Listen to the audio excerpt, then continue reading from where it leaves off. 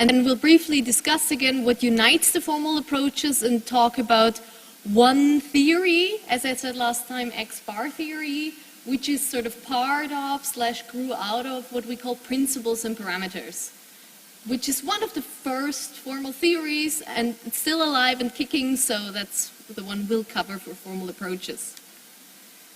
In this, we'll briefly talk about language typology, about where do we actually find grammar, how is grammar expressed, then recap what we talked about last time regarding syntactic theories, and then, general grammar.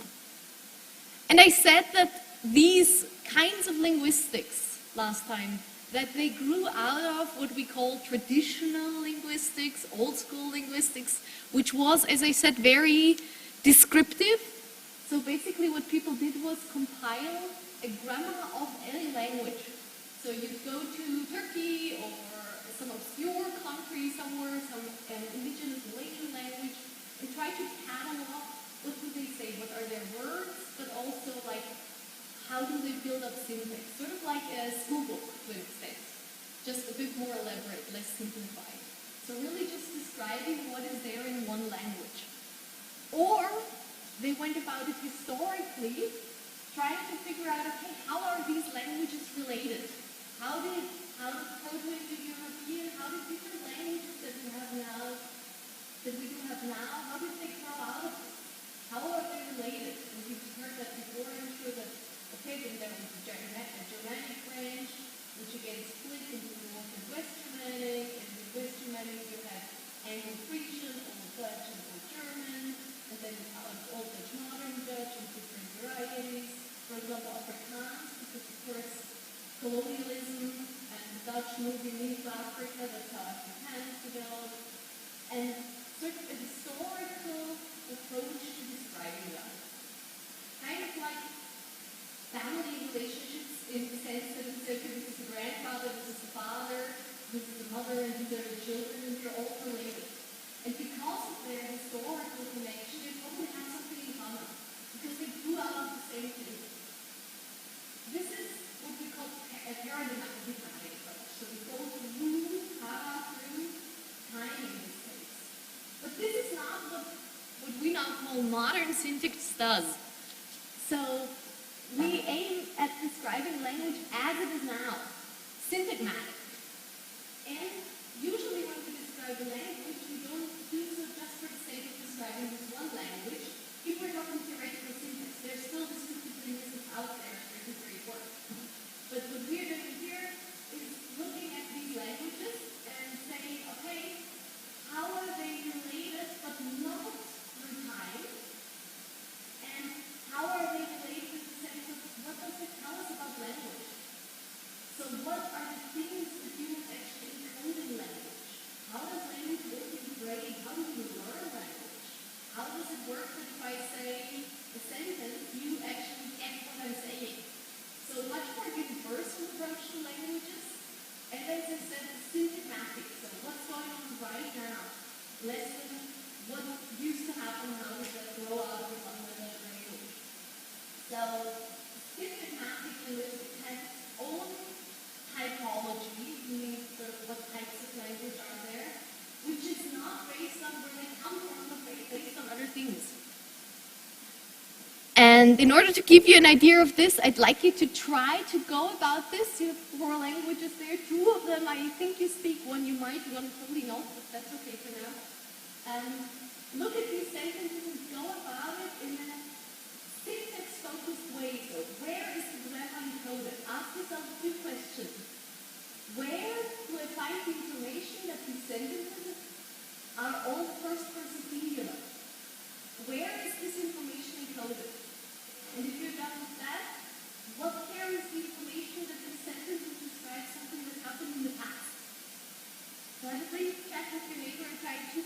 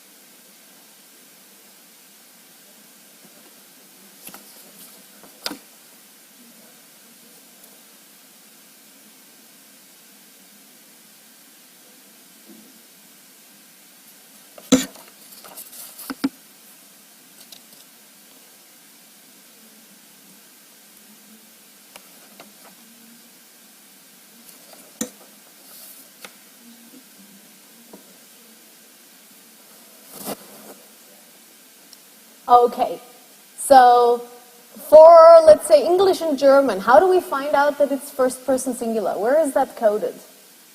Yeah? I, ich, indeed.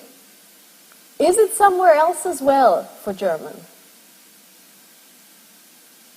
Is there another cue that might tell you, okay, that's probably first person? Yeah. The sort of the inflection of the verb, yes, indeed. And I mean, it's not completely clear, right? It would be ich produzierte und sie es produzierte. But if it was plural, for example, it would be wir produzierten. Or if it was du, it would be du produziertest. So there's a little bit of information hidden here as well. Do we have that in English? Not really, right? I produced, you produced, they produced, we produced, anything goes there, right? Especially in past tense, where we don't mark the third person. For Mandarin Chinese, you also have the first person just in this bit, like in English with I, that's wa, and the shou gong stays the same for all persons. So I shou gong, you shou gong, ta shou gong, doesn't matter. And for Spanish now, we have it only in the inflection here, right? Because Spanish is what we call the pro-drop language, so this pronoun can be dropped. That's why it's called pro-drop. And the information is only here, right? Now if we look at where the past tense is coded, I'm sure you found that in English it's the ed, and in German it's in the te. But we said it also sort of carries the first person. Now in Mandarin, this whole past thing is only carried by l, and this l doesn't necessarily have to come after the verb. I could also have said, 我收工就这样剃须了. It's a bit of a different meaning, but it's still this kind of completeness, pastness, that can also go to the end. Whereas with produje, it can only be here, right? And what you can see here is that grammatical information can be coded by the languages in different ways, right?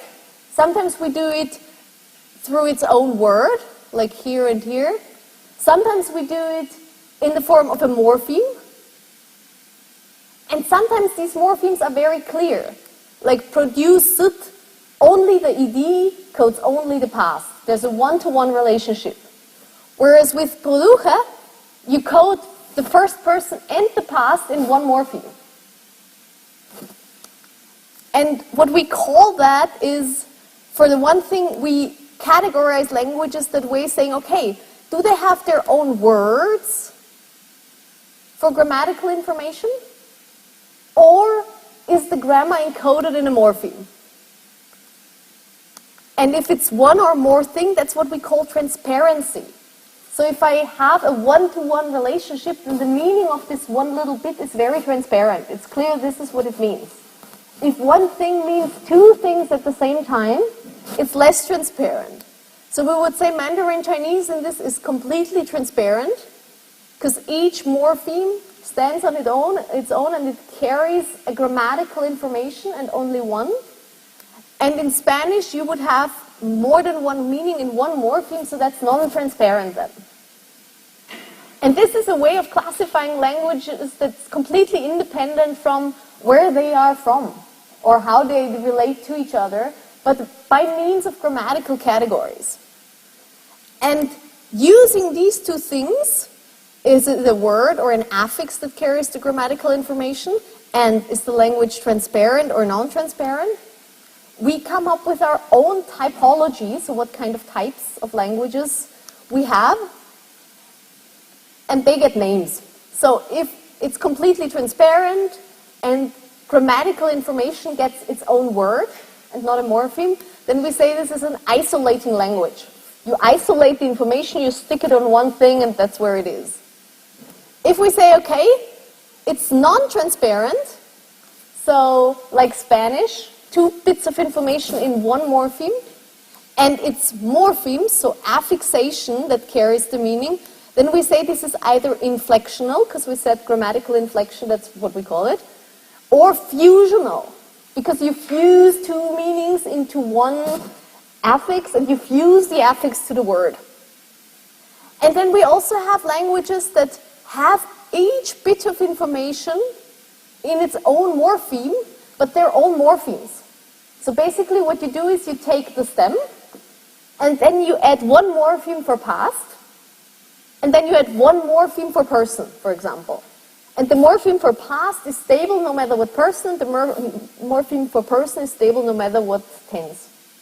And these we call agglutinating, so they sort of like add on to each other. Like, for example, what we have here in Hungarian, okay, my pronunciation is going to be awesome, csináltam, that is, I made. Csinál being to do or to make, to is the past tense, and is the fact that I did it. Now, if I would want to say he made, it would simply be csinált, because the he, she, it has a zero ending. If I said we made, again, I would keep the T, csináltunk. If I said that all in present tense, then I simply get rid of the T, because that's what carries the past tense. So it would be csinálom, csinál, csinálunk. Okay, is that sort of clear what an agglutinating language is? And the interesting thing is that agglutinating languages are not related all over the world. I mean, Finnish and Hungarian, both are agglutinating languages, and they are related. But so is Japanese and Turkish, and they're not related to them at all. And then we said, just to like sort of draw attention to it again, Mandarin Chinese is often said to be isolating. It isn't completely, but we're talking sort of mostly. Spanish is inflectional, fusional. And then we have something else that's really special. Usually these are indigenous languages that really developed on their own. They have words, and this is really one word, so the hyphens are just there to show you when one morpheme ends. Like tesúttepan, or something like that, which means I made the shirts, but it's really just one word. So they stick all that into one thing. And these are what we call polysynthetic or incorporating languages. So they incorporate it all. They have the ability, doesn't mean they always do it, but this language has the ability of expressing an entire sentence in one word. Yeah, so just to recap, what we call an isolating language is, to an extent, one word, one meaning, and one meaning, also one morpheme, and they're completely transparent. Now, as is almost always the case, it's not always true. So there are really interesting things in Mandarin Chinese. For example, there's the verb zhao, which means to look for something. And then there's the other word, dao, which means to complete something. And you can stick them together to zhao dao, which means to find, because it's looking for something and completing it. So far that's lexical information, right? Derivational morphology. But then what I can do, I can take the word bu, which means not, and stick it in between there. I can say, zhao bu dao. I looked for it, but I didn't find it. Negating this finding in one word. So there is some grammatical inflection, if you will. There is some infixation, but it's very rare. The large majority of the constructions in Mandarin Chinese work in a way that have really one word that carries the grammatical meaning, and it stands on its own. And it's completely transparent. It only carries one bit of grammatical information and never two. Agglutinating, as we said, those are the ones that have one morpheme, one meaning, but they sort of stack them up, like Turkish here, which is interesting because some of the things they can encode, English cannot even encode grammatically. Like this irrealis, which is this one, which means it hasn't happened yet, it is not really true. And that's often translated with I will, because if it's in the future, it's certainly not real yet. But it's not an ideal translation because we cannot actually encode that. There's also a very interesting language called Hopi that grammatically encodes if you've experienced something yourself, or if somebody has told you that they experienced it themselves, or if it's sort of vague third-person knowledge. So something that we would sometimes want, for example, for politicians or even teachers, that we actually know how solid is this bit of information, they encode grammatically. We cannot do that. We have to use lexical means to do that, and often we decide not to. But there it's mandatory. With every sentence you get, you can tell how well this person actually knows that something is the truth. Yeah, and then we said inflectional, fusional languages. Those are probably the ones we are most familiar with, because you can say that German to a large extent is that, Spanish, French, etc. are like that. Most of the Romance languages are like that. So they're non-transparent. One morpheme can carry more than one meaning at the same time. And mostly we have inflection. And last but not least, the polysynthetic, the incorporating one, which are really very complex. One word can contain an entire clause. And yeah, lots of aboriginal languages that we find in this class. Now, where would you put English? We said we have isolating, agglutinating, fusional, and polysynthetic. What do you think? Where would you put English in all this? Yeah. Definitely partly fusional, because you have certain morphemes that, or you have inflection to some extent. Anything else? Yeah. Isolating, yeah. And this is usually where English is placed. A bit closer to the isolating pole, because if you look at English, there's not that much inflection left, is there? But there is some. It doesn't carry a whole lot of meaning, but it carries some meaning. So it's fairly isolating, but there's definitely an inflectional element to it. Now, this is one way of classifying this language, these 4 prototypes. Another way of classifying them is to say, okay, instead of having these 4 types, we say there are 2 poles. We have either analytic languages or synthetic languages. So there we are. So analytic languages, they rely on word order. So it matters if I say Peter hits Paul or Paul hits Peter. And then there are languages that don't rely on that all that much because they have the endings there.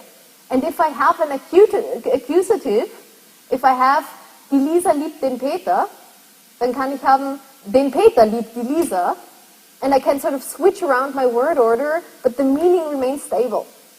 And those of you who have done Latin in school, you've seen that certainly that they can go all over the place to an extent, but because of the declination and conjugation and all the inflections you get, you still know where it belongs, sort of. So that would then be a synthetic language that relies on inflection. Okay, we're going to go back to this now. So these would be then sort of 2 clients that you can work with. And what typologists do a lot of times is they go about studying language types all over the world, looking for these kind of grammatical information bits. Now, there are about like 6,000 languages out there, so obviously they don't study all of them, and this is where they often rely, again, on family resemblance. So they try to get at least one from the 50 largest language families, and then some minor ones. And then they trace all over the world, like, how do they code certain things? And then you get these neat little maps where, for example, here white dots are languages that have little affixation, blue things work with suffixes, circles being strong and diamonds being weak, and then the red ones being prefixes, again, circles being strong, diamonds being weak. And you can see that to an extent there must be some, or there can be some regional influence, because you have these clusters, but then you also have some isolated bits somewhere where languages, in terms of syntax, are very different from their neighbors, and in terms of syntax, often also very different from their family, from their kin, sort of. There's a project that's called the World Atlas of Language Structure, where they do that for all kinds of language information. And if you want to play around with that, it's great fun. It's a good basis also for a paper, because they always give you that map and then a chapter on their hypotheses, why that works like this, in what language, and how come you have an isolated one up here that's different, and things like that. So this is then classifying languages with regards to their syntax. With regards to the question, how do they code grammatical information? And so let's just review what is grammatical information. So we said morphosyntax, and here we would have the two prototypes and the two poles, and word order. Oops, sorry. And if I want to go by word order, I can again apply another kind of classification. Namely, I can say, okay, within a clause, how do we arrange the verb, the object, the subject? And we've talked about that last time, that the verb and the object are somehow closer linked than any of these are linked with the subject. So in most languages, the verb and the object actually are adjacent. You sometimes might have the verb before the object or the object before the verb, but most of the times those two touch. And these are the major types. Getting somewhere they don't touch are rather rare. And within any kind of phrase, but also within the clause, we say, okay, something's the most important element. Again, we talked about that last time. That's the head. And you can have languages that start with the head, and languages that have the head in the end, usually. So in English, you have the big blue American car, the car being the head of this noun phrase, and everything else goes before the head. So the head is in the end. So it's a head final language. But you can also have, in Spanish, for example, you can have the adjective in the end. French often has the adjective in the end. And those we then call has the head in the beginning and the adjective in the end. And those are head initial languages. And even in English, there's one phrase where we usually start with the head. Can you maybe think of a phrase? Okay, let's do it like this. What kind of phrases do we have? We have a noun phrase, we have a verb phrase, yes. What else? A prepositional phrase. And that's more or less, I mean, these are the main types, aren't they? So which of them has the head at the beginning? Yeah? Indeed, yes. Right? If I say on the table or in the car or for 2 years, any of those, the preposition is in the beginning. Preposition is in the beginning.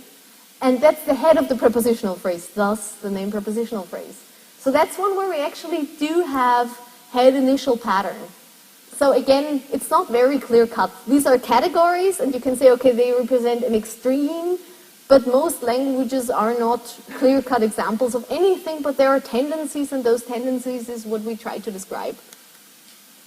So yeah, at the phrase level, that's what we just talked about. You can have head initial, like in French, or head final, like in English and German. And English is sort of mixed, because we have this prepositional phrase. Yeah, so grammatical relations. To sum that up, they can be expressed by word order, they can be expressed by inflection, they can be expressed by function words. Like, for example, if I say, I'm the mother of Judy, then of links these two elements, Judy and me, and expresses the relation. But they can also, to an extent, be expressed by intonation, right?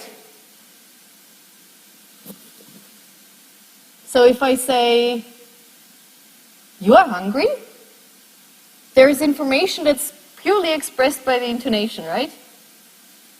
And different languages use different combinations of these devices. So a tone language like Mandarin Chinese, where every morpheme already carries a certain melody, and if you mess that up, you say something completely different, they have a much harder time using intonation for grammatical purposes. For example, in Mandarin Chinese, you can say ma, ma, ma, ma, ma, ma, ma. And that means, did the mother scold the numb horse? And all of these sort of, like, depending on how I pronounce the ma, what kind of melody I have, that carries meaning. So if I then want to put an intonation pattern on top of that, it becomes very difficult. It still happens, but it's really, really rare. Whereas English, where word melody doesn't play that big a role, you can do that. Yeah. Just to illustrate that, so the order matters for some languages, and there are some rules that are obligatory, and some rules that sort of work or like some patterns that are permissive and some patterns that are not permissive. I can say, I want to have a nice steak for supper I want to have a nice steak I want to have for supper, but I cannot say, want to have I for supper a nice steak. So only certain things go, and this is what we call the grammaticality. So there are certain things that, no matter how descriptive I work, I generally, like most native speakers would generally agree, or also most proficient learners of English would generally agree that the last one doesn't go. And those three, they more or less have the same meaning. Whereas some syntax does change the meaning, like Tom saw Jim, Jim saw Tom, and I had made some copies, or I had some copies made. Where word order here certainly changes the meaning again. Then again, the morphemes, just to repeat that. We have bound inflectional morphology, which we've covered in the beginning, which we use to express plural, possessive genitive, comparative superlative, and tense aspect mostly. Now, comparative superlative is of course interesting because for some we express it using inflection, and for some we express it using a free grammatical morpheme, right? So I say more beautiful but cheaper. Do you remember, or can you analyze what's the pattern behind it? When do we use which one? Have a brief chat with your neighbor. When do we use a free morpheme there? When do I say more handsome? I keep coming up with the same things. And when do I say quicker?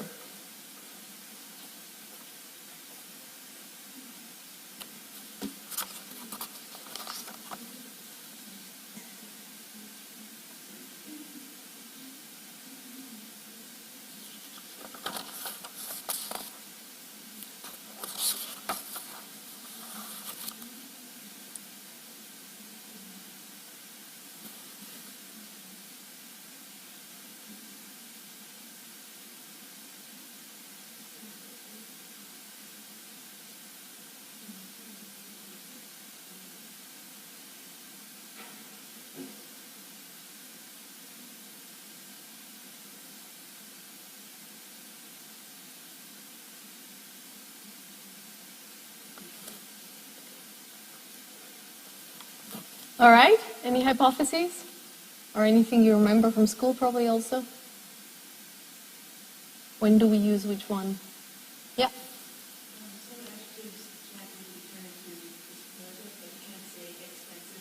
Yeah.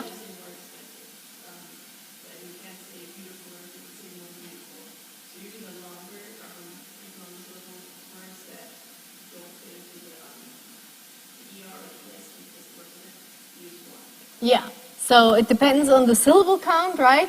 One syllable, definitely ER, EST, so inflectional morphology.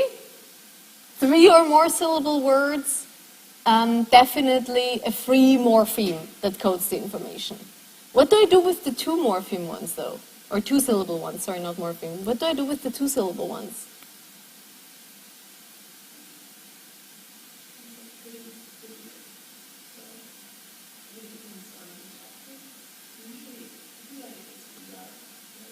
Mm-hmm. I do also think that it's the majority, and weirdly enough, I cannot think of an example right now, but what linguists have found is that it depends a bit on the stress patterns. So if your adjective is stressed in the beginning, it's easier to add an inflection, and if it's stressed at the end, then usually you add something to the beginning, so you add more or most. And for some reason I cannot think of an adjective that is stressed in the end right now. But we'll think about it. We'll come back to this next time if we have to. Okay, so that's the other one, the comparative superlative with more and most, where we use free morphemes, or things like of and by. And then, of course, we also said function words are also determiners and auxiliaries. So this is a bit recap from your morphology session to sort of bring that together and say, okay, we're talking about grammar now. This is how we encode it. And as we said, different languages do so differently.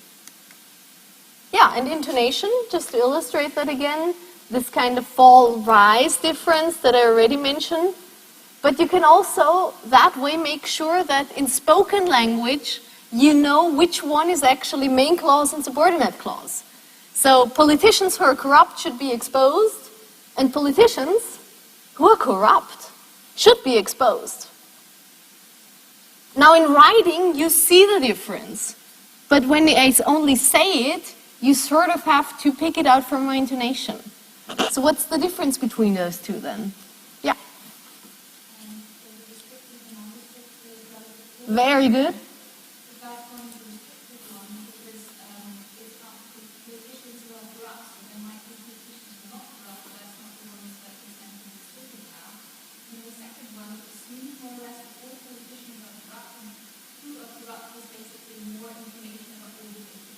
Perfect, exactly that. So here I have loads of politicians and I restrict the group that I feel should be exposed to the ones that are corrupt. So it's a restrictive relative clause, and there I usually don't pause in my speaking. But if I say, okay, all politicians should be exposed, so I don't have to restrict that sample because all of them are corrupt, I sort of add that in an almost thetical sense, almost like outside the clause I have there. And there I need to pause to make that meaning difference. And it becomes even clearer when we talk about some structural ambiguity, like those who sold quickly made a profit, or those who sold quickly made a profit. And there, it's an obligatory choice. As I say it, I have to encode this bit. I have to encode whether or not they quickly made a profit, all of the ones who sold, or if it's the one who sold quickly that did make a profit and the other ones didn't at all. So even things like which bit of the syntactic unit does it belong to can be coded via intonation, or have to be coded. I can only do one or the other. When I say that sentence, I have to make a choice. Yeah. And this now brings us to the theories that we said we'd discuss in this lecture, and I just want to draw your attention back to this, that we said there are different approaches. And within an approach, a lot of what we believe is relevant to language is similar. Like, do I believe that language is learned by a language acquisition device? Or do I believe that it's essential where in a text a bit of information comes from? Or is it essential how you and I construct meaning together here? Or how I construct meaning in a dialogue? Or if it's a difference if I'm speaking to you or if we are in a dialogue? So what is relevant to language is different to those approaches, and usually within the approaches the theories to a large extent agree. Depending on what they believe, they have different ideas of how we can find out about language. So if I believe that there is a language acquisition device, then language acquisition is something that can help me to find out about how this device works. If I don't believe it's there, there's no point in this, right? And depending on what I think is there, so the ontology, and how I think we can get at it, the epistemology, I might have a different methodology. So a formal semantician will probably not do a text analysis, or a discourse analysis, because what elements play their part in a discourse is not of interest to them, because that's not what they find is relevant to language. And I want to stress this, because this department has a bit of a tendency to disregard generative grammar and disregard Chomsky, or even portray him as a bit of the Antichrist. And I'd never thought I'd find myself defending him so strongly as I do at this department, because personally, I feel other things are relevant to language, but taken what they feel is relevant to language, they do a tremendous job explaining certain things. And generative grammar theory is still what is mostly used when we talk about artificial intelligence research, when we talk about creating language in a computer, about using automatic translation. Lots of this, almost all of this is built on generative grammar theory. There's a lot that they do, and whether or not it's what you feel describes language best is up to you, but I feel that disregarding all that they do is not well reflected and not well reasoned, and often comes from people who are not syntacticians. So, just to drive that home, and this is also why we learn a formal approach here, and as I said, we said we'll start with principle and parameters, and which is, like X-bar theory, is the representation of principal parameters. The latest program that generative grammar brought out is actually the minimalist program, which, again, I told you last time that it's mostly Chomsky who forms these things still. He coined that one again because generative grammar had grown to an insane extent into lots of different little things that have to be attached and have to go somewhere, and then at some point they said, okay, this has become incomprehensible. Let's bring it down to the basics again. Let's be minimalistic. Thus the minimalist program, which has actually not so, like, there is more in common with X-bar theory than with many other things. Yeah. So, the approaches, as we said, today is going to be a formal one, next time is going to be a functional one. So, are we concerned with what forms are there in language? Or are we concerned with what do the functional elements in there, how is language used, how does it work that we communicate? Then the issue of modularity versus non-modularity means, just so you get that one right, so is this something that is only true for language? And in language, sort of, can I separate syntax from the rest? Do I need meaning to explain syntax? Do I need pragmatics to explain syntax? What do I need? And if I say, no, I can only look at the syntax module in isolation, then this is modular. If I think that cognition, like, I don't know, semantic elements and prototypes matter, then it's non-modular, because I say, okay, the semantics module plays into the syntax module, which is also closely related to how important is semantics in that. Very interesting is also this criterion, generative or not. So what generative grammar wants to do is find the set of rules for a language that will give me all the output that is grammatically possible in that language, but none of the sentences that are not possible. Thus, generative grammar, because it wants to, using those rules, generate all the patterns that are possible. So it wants to, for example, generate the pattern, I go home, but it doesn't want to generate the pattern, go I home. If I say that's something that's true for English, then I say, okay, I want to generate a pattern that's subject, verb, object, but I don't want to generate a pattern that's verb, subject, object. Okay? And this is how they go about it. They say, okay, here is what I know, and I put this rule there. I say, okay, subject, verb, object works.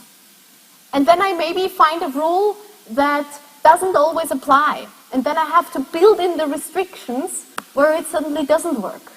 Right? And this is what generative grammar wants to do. Whether or not they claim a cognitive reality is different for the different approaches. Functional grammar mostly doesn't. Cognitive grammar really does. And generative grammar started out with the entire cognitive revolutions, but different theories sort of disagree whether or not they feel this is actually what's going on in our mind. Many of them do.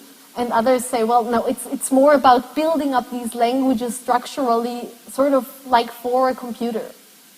Now, where this comes from, of course, is this notion that depending on what the greatest invention in history is, this is sort of how we imagine our body and mind. So at the time where the aqueduct was the big invention, we envisioned our brain like a sort of a liquor system where information flows using different liquids and also medicine.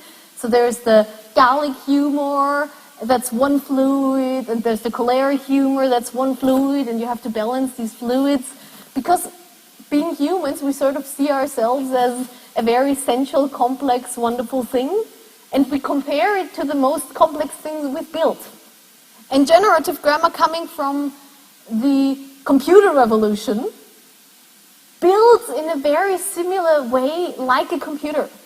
So there are binary options. It's either this or that, 0 or 1. You want to stack operations on top of each other. So you start with the string, and then as the computer does, you modulate the string. You have an operation that does something to the string, and only certain output is possible.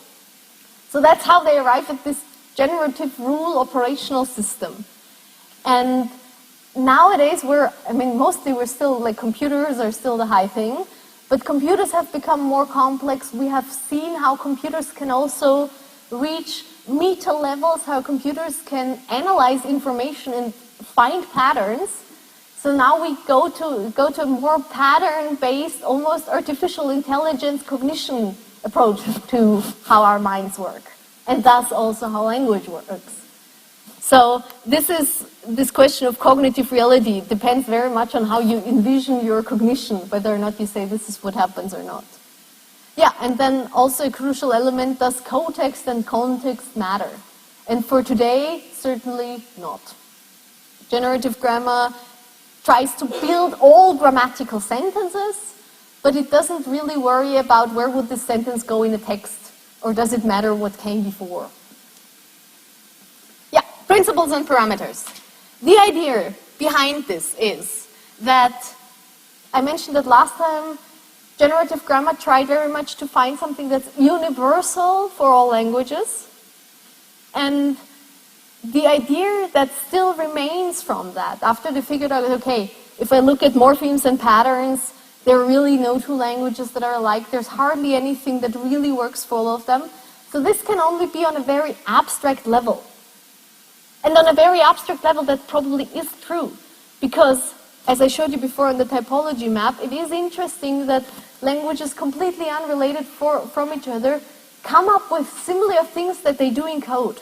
And they come up with similar ways of encoding. So there might very well be something that unites this mysterious thing that's apparently unique to human, that is language. And the idea that generative grammar has about this is that there are principles. We are born, these are innate. There are principles of language that we come with. And as a kid, we get input, but all this input does is then set the parameters. So I'm born with the idea that sentences have a subject. And then the individual parameter for my language is, does it need to be expressed? So yeah, sure, Spanish also has a subject, right? It's just not there in a word. So I'm born with this principle, subject yes, but does it have to be expressed or not? Binary choice. And the parameter that I get set in my brain then, if I grow up with Spanish, is doesn't have to be expressed. Okay, so this is this relationship. The principles of language we're all born with, and we're all born with the same principles. So it doesn't matter whose parents I'm from, it matters where I grow up. Oh, whose parents I'm from, sorry, where my parents are from, what languages they speak. But depending on the inputs, my inner computer, sort of my brain, sets certain parameters and says, this works, this doesn't work, this works, this doesn't work.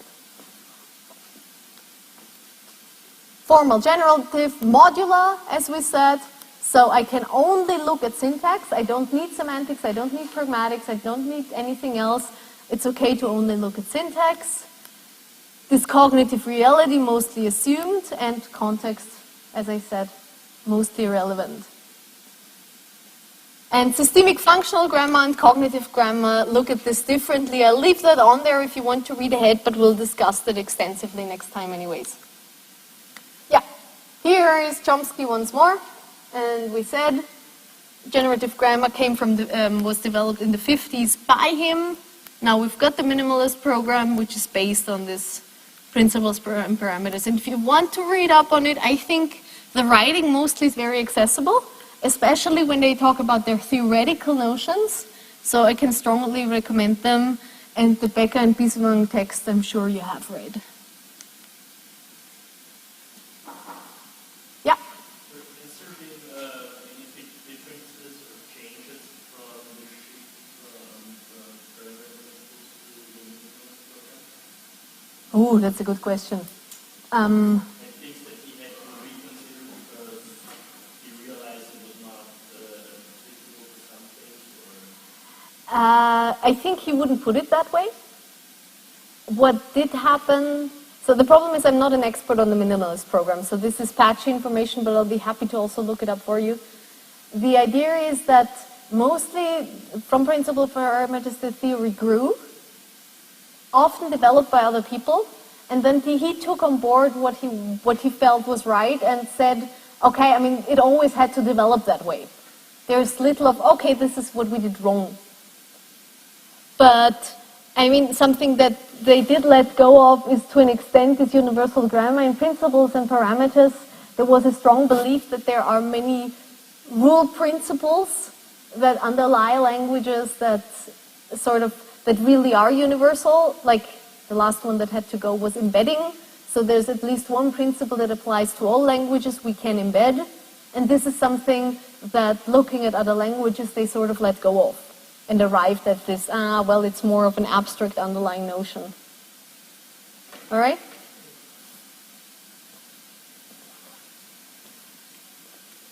Yeah, so cognition is an issue, as we said. Another thing that's interesting is that what generative grammar looks at is the ideal native speaker and his or her idea of language, or of this one language. So it's sort of like what you learned in physics, these ideal gases that behave in certain ways, but actual gases in a non-enclosed space do many other weird things. But we study ideal gases in order to describe what gases can do. And very similarly, generative grammar says, okay, there are certain things that go for all native speaker, and there is this concept of an envisioned ideal native speaker, and it's his or her internal language that I look at. So what's going on in the mind and brain, and what we, thinking carefully, using the rules we have in our mind, what we consider is actual language and grammatically correct language. It's not about output. It's not about what I actually produce, which would be not the I language, the internal language, but the E language, the external language. The idea being that, yes, in external language and actual language production, we make mistakes. We say things that, looking at it carefully, we would actually say, nah, you can't say that. And external language is also influenced by many factors that we cannot control for as researchers. So, trying to look at all sentences that can be produced, but none that cannot be produced, this is not interesting for us. We don't care what's actually going on in this course, but we want to look at this I language. Yeah, universal grammar, we've covered language acquisition device again. So this idea that we're born with this set of principles, we have a language acquisition device that helps us take in the input and depending on that input decide how to set our parameters. And there's a strong argument for that they call the poverty of stimulus hypothesis.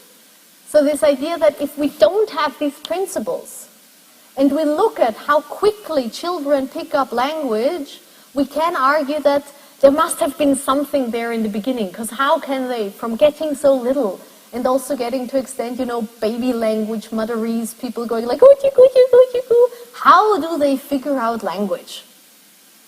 And thus, generative grammarians would argue that there have to be principles there and there has to be a separate language acquisition device that is only responsible for setting these parameters. Otherwise, children couldn't learn language that quickly. Now, that's their point of view. Cognitive grammar has other ideas about that and other answers, which we'll get to after Christmas. Yeah. these rules, these principles, are independent of word meaning. That's this autonomy of syntax, this modularity claim. Saying things like, and this is the famous sentences, and if you Google this, you'll find plenty of memes and t-shirts and cups. This is the famous sentence that Chomsky used to illustrate that. He said, colorless green ideas sleep furiously. Makes no sense. But we would agree that it's a grammatically well-formed sentence. Whereas furiously sleep ideas green colorless seems odd, doesn't it? So there are some rules that are there in this ideal native speaker mind, in our AI language, that tell us something doesn't make sense, independent from the actual semantics of the word.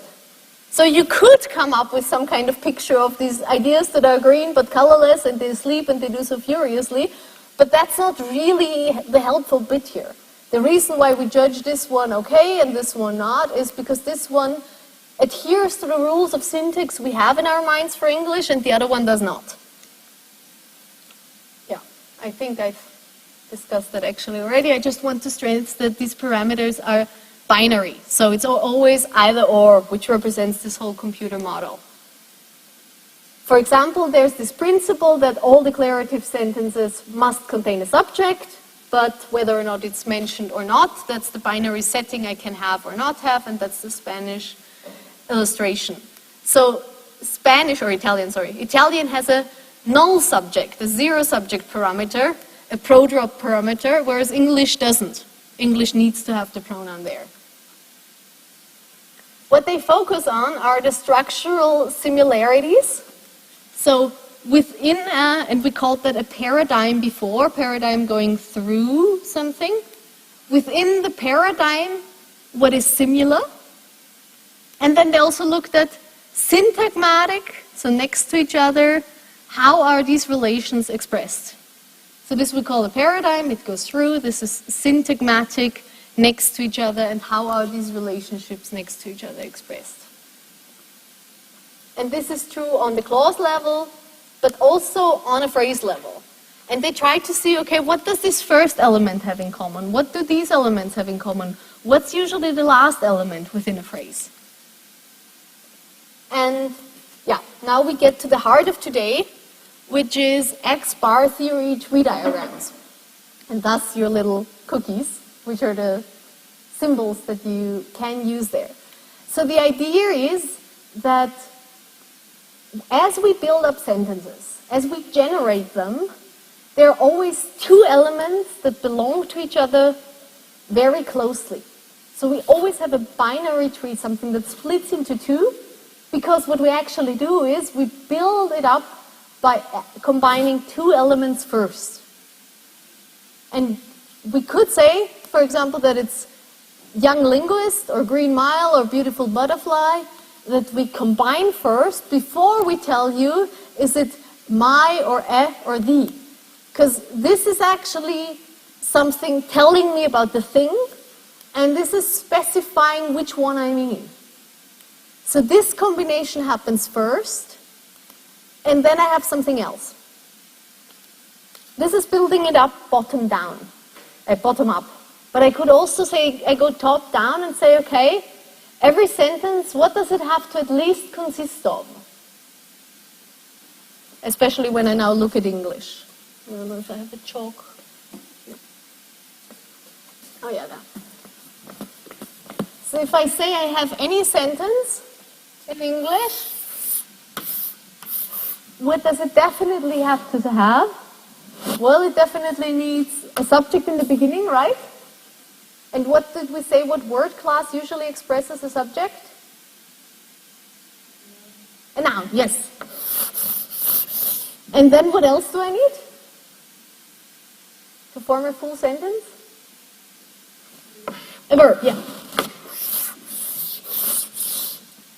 So this would be one of those very basic parameters of English. You need the noun expressed, not a proto language, and you need a verb. But most of the times, it's not just the noun itself, right? It's usually not, what else? Chair, stands. or something. You usually have at least a little bit more here, right? So what you probably have is a noun phrase. And the same goes for the verb. I mean, I can have the verb in isolation, but every verb in isolation is also a verb phrase. So this is the most basic thing I have. And every noun I have here can always be a noun phrase. I can always expand it, right? I can also say, I don't know, I talked to the teachers, but I could expand it. I can say I talked to the teachers from Bristol. So this phrase that I have, it can also always be expanded. And that's why we say, okay, noun phrases and nouns, in a way they are similar. A phrase is when it contains more than one thing, and if it's just one thing, then it's really just a noun, but every noun is also a noun phrase. So, I don't know, Harry walks. Harry is a noun, but Harry on its own functions as a noun phrase there, right? And walks is a verb, but it also is the entire verb phrase. So what determines X-bar theory also is that this relationship to an extent is made explicit. Because we say, okay, every sentence consists of a noun phrase and a verb phrase, and every noun phrase consists of a noun. But really, every noun can be potentially, and we said we want to generate all potential sentences, be expanded into a noun phrase again. And that's why we introduced, or they introduced, a so-called bar level, an in-between level between Harry and Harry from Bristol, where we say, okay, in between that something can happen, it can be expanded, so we say we have an in-between level, that's the so-called bar level. And initially the bar was drawn on top of the n, but because using computers that was actually fairly difficult to do in their word processors, and still is, but back then it was worse, they decided to put the bar here in the representation. So it's not this sort of separation, noun phrase, noun, and here in between I have something, that's where the bar was initially here, but it's here now. But the idea is that a noun phrase must consist of a noun bar, because the noun bar can always potentially be expanded into a noun phrase again. Got me on that one? So, from the phrase, I always go to a bar level. Definitely take that one on. And the only place where I actually only have noun is all the way down in my tree, because in the end I only have one word there, right? So in the end I talk about a noun. But this noun comes from a noun bar, because potentially you could still have an expansion there, you just don't in this case, and that's when I only have a noun. I'm already assuming a little bit here. Who remembers the kind of trees from language analysis, ISL 1? Did you draw trees in language analysis for sure, but I don't know about grammar in use? Have you had to do that sentence, noun phrase, verb phrase thingy? Doesn't mean you still have to know it. Just, have you ever done it? Yeah, okay, good. Because I'm already assuming that you have an idea what this tree is, but you might not. Okay, so we'll probably spend some time, or most of what we have left, discussing these. So, for the people who actually didn't see the blackboard at home, so we've got a noun phrase, and the noun phrase in our case is split up in a determiner, but also in an n-bar, because the n-bar, it could just be linguist, right? But it can also be split up in, actually there it should say noun phrase, I feel, an adjective phrase, like its own noun phrase, which is an adjective phrase and a noun phrase. And that's what this bar level indicates, that you can always expand it. And only in the end do we give them the word classes that actually have to do with the thing they are. Why is that whole thing called X-bar theory? Well, in mathematics, you know, we always use X as the variable that can stand for anything. So that's why we say X-bar, because it could be N-bar, it could be P-bar for preposition, it could be V-bar for verb. So any of them solving for X, mystery variable X-bar. This is this bar symbol. So if I want to talk generally, how is every phrase built up?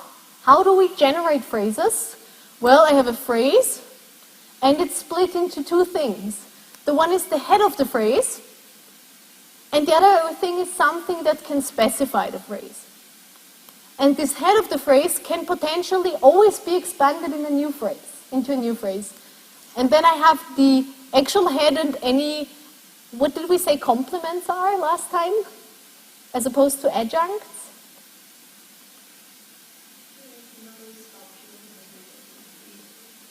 Perfect. So the complements are, so if this asks for a complement, then the complement is obligatory.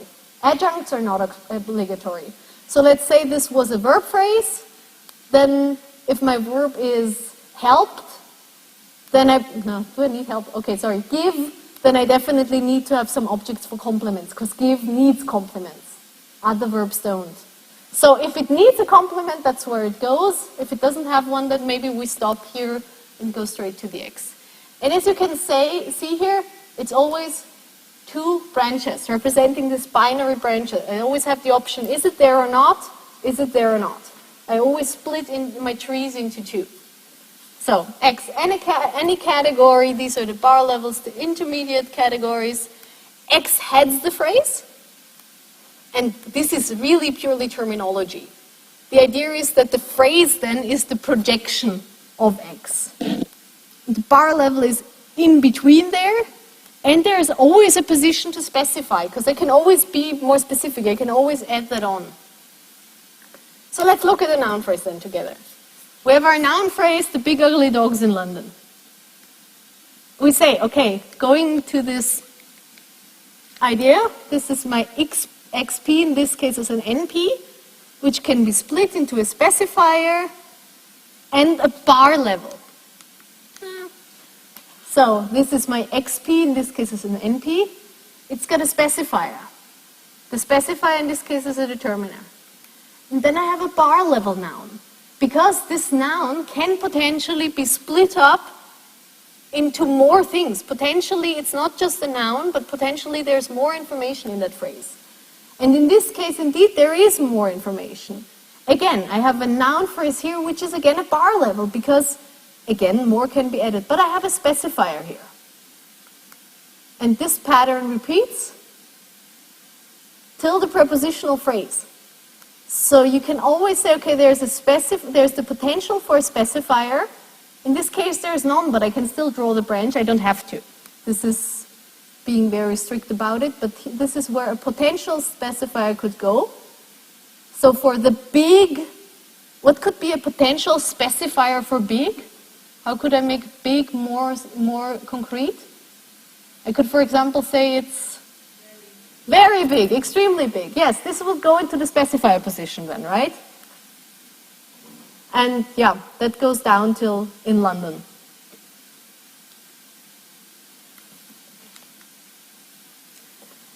Now, we don't only do that for phrases, we say we can also do that for entire sentences.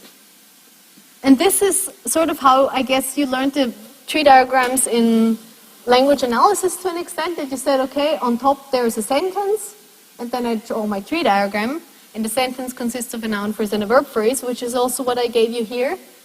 But at some point, generative grammarians said, well, if it's really just a matter of merging, so taking two elements, building them up in a bigger one, taking two elements, building them up in a bigger one, or going the other way around, always splitting up in two, what then really is the difference between a phrase and a clause or a sentence?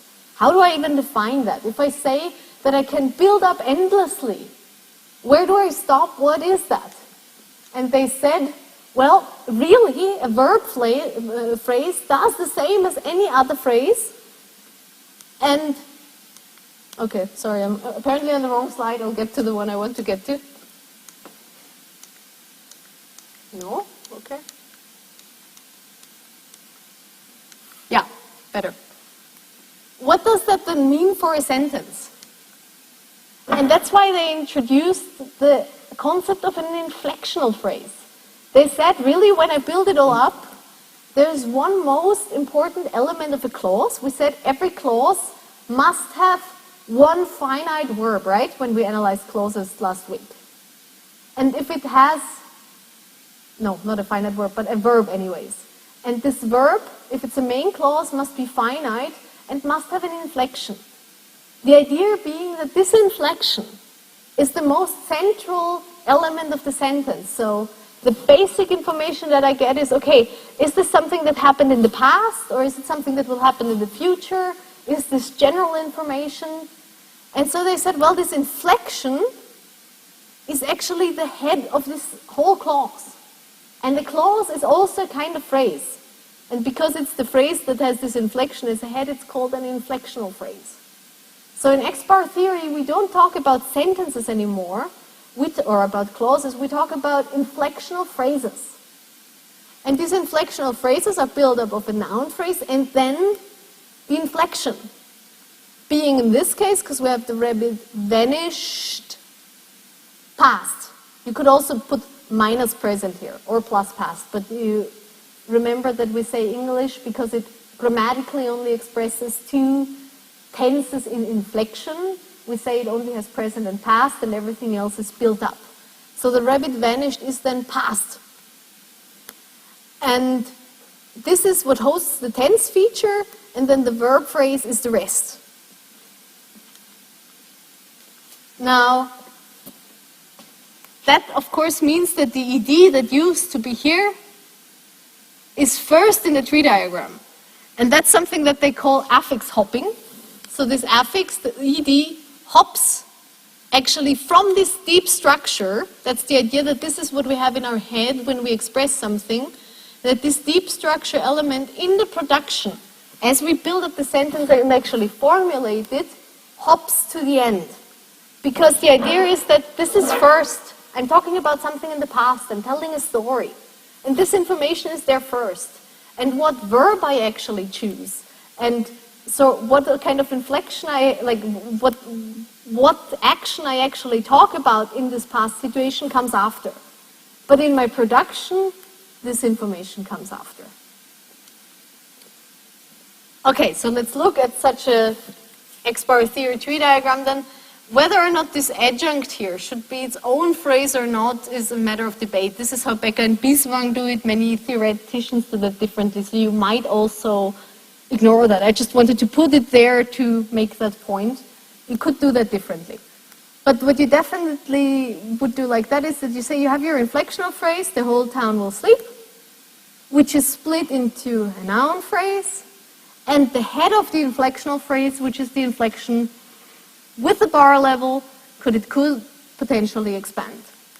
My noun phrase is split into a specifier, the determiner, and the noun, which is the head, which is a bar level, because it could expand. And in this case, it does expand. It's specified by an adjectival phrase, and it's got its noun bar level. The adjectival phrase and the noun bar level here, both of them don't have anything underneath. So the adjectival phrase has the potential for a specifier, but nothing else. And then it has the adjectival in bar level, because potentially it could be expanded, but it's not. So here I only have the adjective and then my word. Same here for the noun bar. I could potentially expand it to the noun bar further, but I don't. I only have the noun here. Yeah? Why does the first n bar level, is the whole town not immediately use the adjective to noun? Sorry? It has an AP, Mm-hmm. A bar, and then A, between, and also N bar, and then again N bar, and then N. Why cannot the one N bar be split? Because they're being a bit economic here in their diagram. If you want to be super correct about it, really what you would have to do is you say the head is the N bar, which can split into a specifier and another noun phrase. So what you might want in here actually between the two bar levels is an NP. Maybe that would help to show that it splits into two phrases. Both phrases could have a specifier and then a head. Okay, yeah. Would that help? No, I wanted to reduce one N bar. Okay. The reason why you can't is because here we say, okay, this could be potentially expanded into a into a phrase, which is a specifier and an n bar. And that's why you have two of them here, because this here could still be potentially expanded. And as long as it could be potentially expanded, the whole old town, for example, you still want n bar. Yeah, because I cannot potentially extend any further, there's not a third between, there's not a third n bar. Yeah, because that's when you say, I could potentially expand it. I'm not. Okay, so I only have an n. Does that answer it? Okay, good. Sorry. All right, so this was my noun phrase. And then I said, okay, my head is the inflection, which could potentially be expanded, so bar level. Here it isn't. I only have the inflection, which in this case is minus past or plus present. Will. So watch out, it's a future sentence, but the thing that carries the inflection, the will, is present tense, so minus past or plus present. And then I have my verb phrase, which could have a specifier, but doesn't, is not expanded, because it's only the verb sleep. And this here gives you an adverbial phrase, but it could also, you could add that at different places. So let's not worry too much about the second inflectional phrase, but just about this fact. It's an adverbial phrase, could be expanded, but isn't, so I only have the bar level, which only consists of an adverb.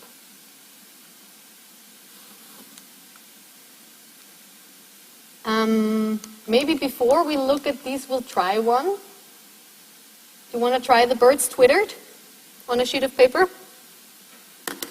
Give it a go.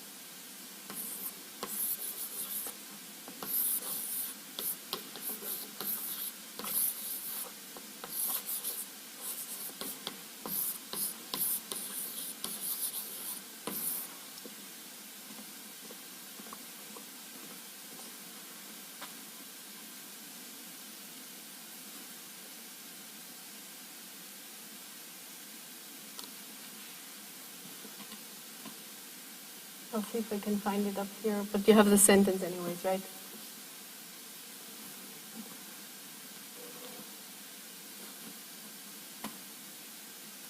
So that other people can see this as well.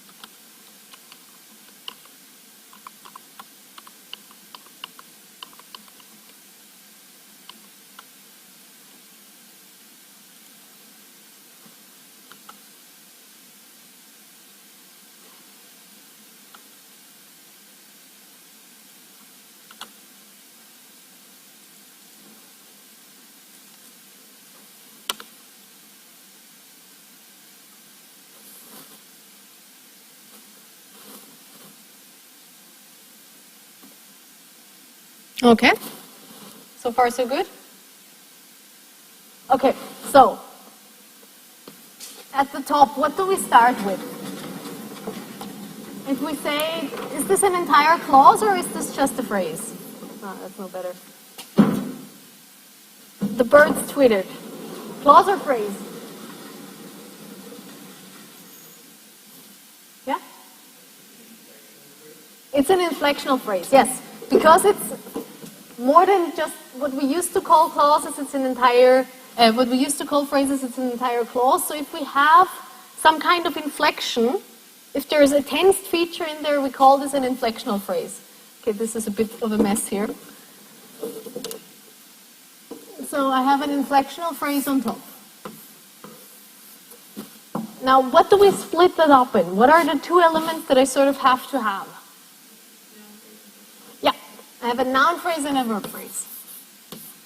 But if I say I adhere to this X-bar theory schema and I say, okay, I'm not going to say this is a sentence with a noun phrase and a verb phrase, but I say it's an inflectional phrase that has a specifier and then the head of the phrase.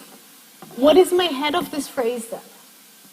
And it's really just another way of looking at it. What you're saying is completely correct.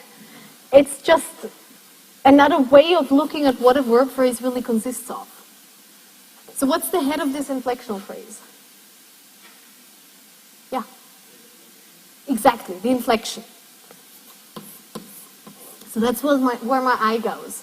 Now we said any head can potentially be expanded to a phrase.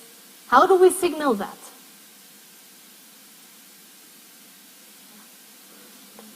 Sorry? Yeah, the bar. As I said, it was originally really like a bar, like a horizontal one. It's just easier to do it that way. So this is what we start up with. We have our specifier, which in this case is a noun phrase, and we have our head, which could potentially be expanded. So let's make sure we indicate that. Now, this noun phrase, again, it's a phrase, so it wants to be split up into a specifier, and it wants its head represented. So what kind of specifier do I have for the birds, for this noun phrase? A determiner, yes. So what's the head of my noun phrase then? Yeah. Another noun, yes. Is it a noun that could potentially be expanded into a phrase? Yep. So thus we put the bar level there. Is it expanded into a phrase? Not really, right? So we can say, okay, this is a noun, and there we go. How about my inflection then? So we said this is an inflection, which is the head of the inflectional phrase, which can be expanded. So what does it consist of then? If it's my, so in this case it really isn't really right, but we do have an inflection. Where is my inflection? Yeah? It's plus past in this case, yes. And that's my I, that's my inflection. Now where is it actually in the word, in the sentence? It's actually here, right?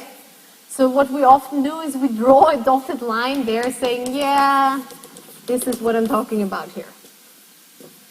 And now what else does this consist of? It doesn't only consist of the I, but it also consists of a, before I say it, a verb, yes, which is an entire verb phrase potentially, right? Which could be specified, but isn't. It only has a verb that could be expanded, but isn't, which gives me a verb. Yeah, and so you can also see that at home, sort of. This would be the solution then. Ah, sorry, I forgot to draw that one. There we go. So far, so good? as we said, we're giving you an introduction here. Generative grammar is more complex than that, and there's more to it. This is the bit we want you to get, that there is a head that can be expanded, and that it's always built up out of two modules, a specifier and that head, and that thus, this is the idea how we build up a sentence. By taking two things, like here, this potential noun phrase, but in this case noun, and its specifier that we merge into a noun phrase. And by taking this verb phrase and the inflection, that we merge into this projection of the inflection, and they together merge into the inflectional phrase. Yeah?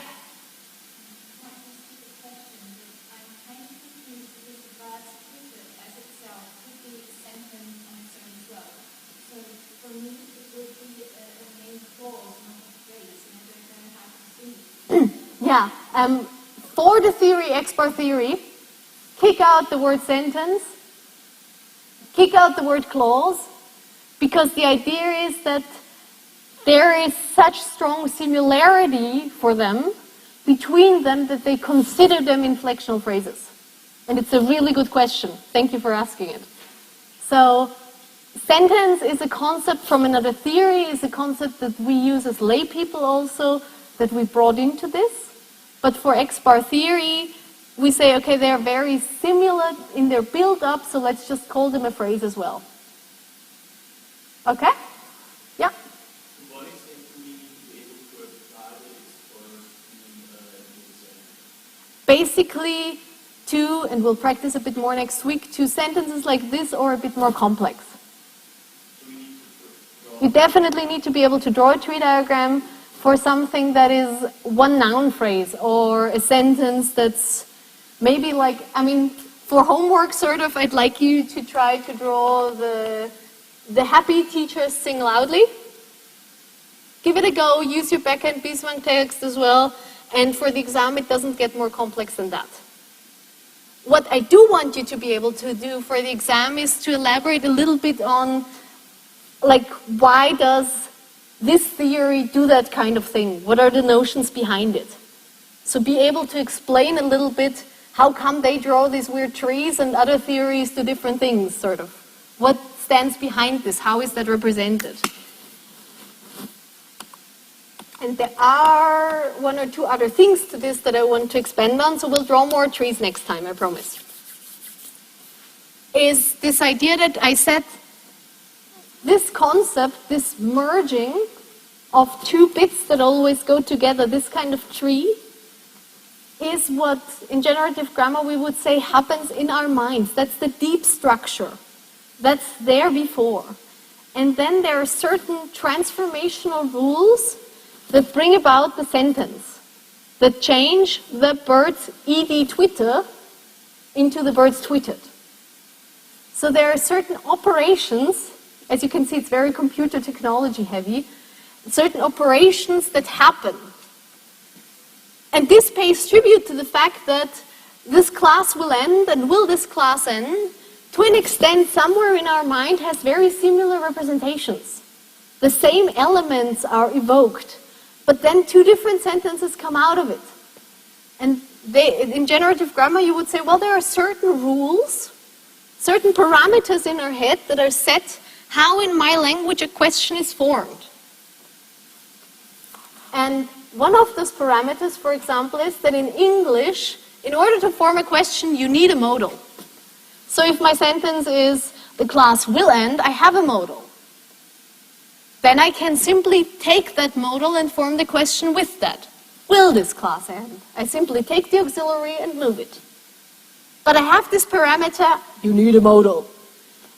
If you don't have a modal, an auxiliary, sorry. If you don't have an auxiliary, then you have to insert one. And that's what happens then, that if I have this binary option, auxiliary or none, don't have an auxiliary, okay, then I have to insert one. So I insert the word do. So what I then do is sort of I have, does this class end, or did this class end, if I don't have a modal, an auxiliary, and I put in did. So this class ended, doesn't have an auxiliary. This class did end, gets an auxiliary. So this is the first step I have to take if I want to form a question. And only then can I do this move operation, i.e. take the auxiliary and invert it with the subject. That's why we call that subject-auxiliary inversion.